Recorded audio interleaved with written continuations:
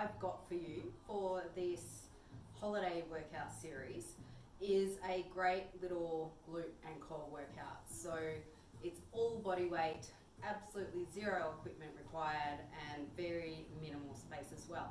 So what we're going to do is I will take you through a warm-up first, and then we'll go through a bit of a strength circuit. So I will take you through the first round of each of these movements, and then you can continue yourself with those. So for your warm-up, first up, we're going to go through 12 reverse lunges and 12 dead bugs for 3 rounds.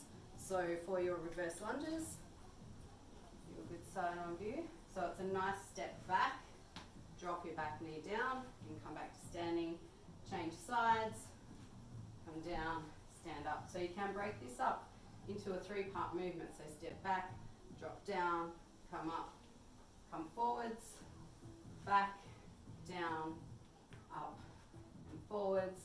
And as you start to warm up, you can start to flow through that movement a bit more. So it's back and down, come out, start to get some power into that movement to come up. And 2 more, 1 on each side. And that's our 12 reverse lunges. Then we come down onto the floor, lying on your back. And the start position is with arms and legs straight up in the air. And you're going to lower one arm and opposite leg together. So it's a bit of a coordination brain exercise as well. Coming down, tap the floor, and then back to that start position every time. And then we do the other side. Come down, pull up. And your focus for this movement is all in your core. You're trying to keep pressure on the floor with your lower back. It's a nice light pressure, but you want to make sure that you're not arching up into your back like this and losing all this.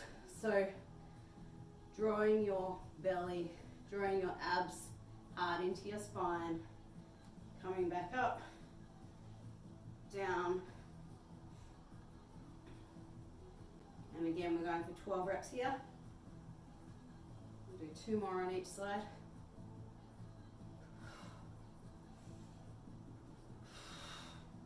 You can inhale to come down and exhale to come back up.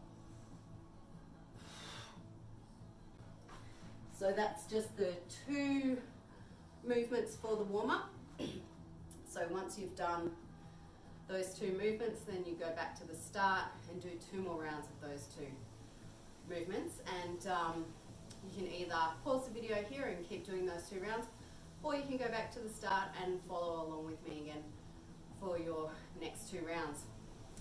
Once you've done those 3 rounds there, we're going to go into the main strength circuit. So we've got 4 movements here, and it's all down on the floor, so I'm going to stay down here on the mat. And the 4 movements we've got are, first one is a quadruped leg lift. So that's on all 4s, and we're doing some nice big circles with your knees. That's for 5 per side, and you'll see why the reps are so low when we go through that. Then we've got diagonal mountain climbers for 10 per side. Then it's 15 toe touches or tuck-ups. I'll show you both of the options on that. And then the 4th movement is frog pumps for 20 reps. So this is a really nice little core and glute burner circuit. It's going to get you warmed up, it's going to get things firing, and it's going to really maintain that core and hip stability throughout the break if you want to keep things going a little bit. So on to movement 1. Coming onto all 4s. Making sure that your shoulders are stacked over your wrists and knees are under hips. So you can see I've got nice right angles from my shoulders and my hips. From here, I'm going to bring my knee in towards my chest. Then I come out to the side and then bring it round to a kick back. And then it's into the front, out to the side, around, So it's kind of a 3-part movement, which is why we just go with the 5 reps. So I've got one more on this side. And you can see I'm really trying to keep my hips as still as possible, so I'm not like letting it, I'll start the other side and show you, I'm not like turning to the side and then coming around here. So my chest and my mid-back are staying still, and I'm really focusing in on that, getting into the muscles around my butt.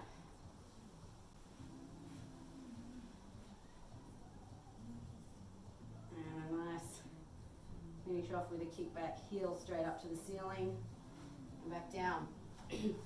That's your first movement, quadruped leg lift. Next we've got diagonal mountain climbers, 10 per side. So we're going to come up into a plank position. First thing you want to do is place your hands on the floor. Fingers are spread nice and wide. Index fingers pointing forwards and gripping the floor with your fingers. So let's take that loading out of your wrist. Again, shoulders over wrists, and we're going to come out to a plank position, and we're taking knee to opposite elbow. So it's a twist and a kick. Now with this, you can get your hands up onto a chair if you need to lighten it up a bit. And we're going 20 reps here. Probably about halfway there, lost count. So you can see I'm keeping that straight body line as well. I'm not sticking my bum up. Definitely not dropping down into my lower back. Nice and straight. And just twist and pump those knees in towards opposite elbow. Okay. Once you've done 20 of those, then we go into toe touches or tuck-ups. So options here for both of them. We start lying on your back, feet straight up in the air, and for toe touches, you're coming up, reaching for your toes. So you come all the way back down to flat, and then come up, get as high as you can, come back down. Now if you want a bit extra and a bit of more challenge for your lower abs as well, we can try the tuck up. So arms straight overhead, legs straight out. You're going to draw your abs into your spine, flatten out your back on the floor.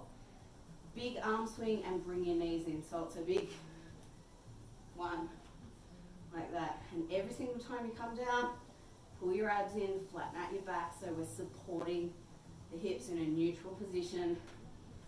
And arm swing, tuck up. So what you're trying to do here is find that balance point at the top and then come back down. And that arm swing will help a lot, so really use that to get that lift. Okay, so 15 of either of those. If you start doing the tuck-ups and you're really fatiguing and you can't get up anymore, you can go back to toe touches to finish it off. And your final movement is frog pumps. So again, lying on your back so you can stay right where you are after your toe touches and tuck-ups. So we start with feet on the floor, knees up, and then we're going to take the knees out to the side and bring the soles of your feet together. Now, depending on your hip mobility, you may have your knees up a little higher. That's fine, as long as you can get your feet together. And then from here, arms are just out to the side, palms facing up. You're going to press your heels together and lift your butt up off the floor. So it's just a nice little pump, nice powerful squeeze to come up, and you should feel a really nice burn after those 20 reps. Now if you want to make that a little more challenging, you can add a little weight. So just grab whatever you've got around the house. If you've got dumbbells, use a dumbbell. If you don't have anything specific, you can just grab like a big bowl of milk. Any large liquid-filled bottle will give you plenty of load. And just place it on your hips, just over your pelvis, and hold it in place there. So That's your 4 movements. I've given you the first round. Ideally, we want 4 rounds of that. You can see how you go for time and get as much done as you can. So once you've been through your 4 rounds there, then we'll go into a stretch. I'm just going to show you a few stretches that you can go into. Now, you want to be holding these stretches for at least a minute. So first one we've got is a seated twist. So we start sitting on the floor with legs straight out in front, and we're going to bend one knee in towards you, cross it over the other leg, and then bring your arm around your knee, hug it in as tight as you can, and then pull your butt back so your hips are nice and square. Now with this hand, you can bring it down on the floor behind your butt to anchor down, push yourself up nice and straight, and then turn and look over your shoulder. So you've got that twist in there as well. And you just want to hold this position as you breathe. So nice full breaths in through your nose, big full exhale, and sink into that stretch a little deeper. And you'll find if you can hold that for a good long minute or so, that that breathing will really help you get that release, and you'll get nice and deep into the stretch. So a minute there, and then you change sides, do the other side. Next stretch that we'll do is a hip flexor stretch on the floor. So we're going to come into a side bent sit. So just coming with your bent knees, front leg's out here, foot comes into the other leg, and then we've got this leg coming out to the side. Now from here, you're just going to lean back. So we're just trying to get a nice big stretch down the front of the hip here. You can pull your foot in a little more. Just try and find a position where that foot's comfortable. This is easier without shoes on. So I'd recommend, if you do still have shoes on, to take them off. So if this feels pretty comfortable, you can just keep easing yourself down a little lower. So I'm getting a pretty decent stretch here, but I could go deeper. I'm going to ease myself back and rest on my elbows, and I'll just breathe through this position for a while. And if it feels okay after a few breaths, then I'm going to just really slowly lower myself to the floor, and that's the full depth of the stretch. So I want to be able to actually still squeeze my bum in this position. So if you find it's just so intense and you're grimacing and you can't breathe properly and you can't possibly engage your glute muscles in that stretch, then you probably want to come out of it a little and find a place where you can breathe deep in through your nose, nice full exhale, relax, sink it down, and get that release.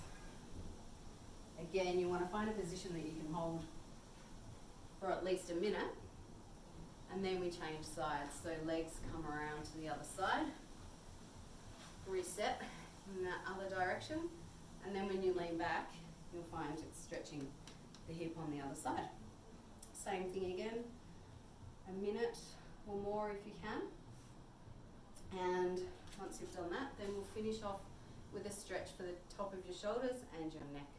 So you can either come to standing or kneeling, or if you're comfortable, you can sit back on your heels. We're going to clasp hands behind your back, pull down nice and long, and then drop your head over to the side. So easing the ear down towards the shoulder. I'm going to breathe through this again. So having that hands clasped down there, it opens up your shoulders and it pulls your shoulders down so that you can really lengthen out all the way down your neck and along the top of your shoulder. And again, breathing is key. Deep breath into your nose. Exhale, relax, sink a little deeper. If you can hold that for a minute, stay there before you come back to center, and then you'll reset your hands. Make sure you've got a good grip there. Pull down again and drop to the other side. Breathing through that. Stay there for a good minute. And once you've done a full minute there, you can let go and come back to center. Take some deep centering breaths, and you're all done. So you can do that as much as you want. That's a fantastic workout that will just keep you going. You could do it, I mean, that sort of thing, honestly, you could do daily. It's nicely balanced, it's got a good stretch. But there will be more to come, and you can pick and choose what you want to do. So see how you go, and let me know if you have any questions. Enjoy.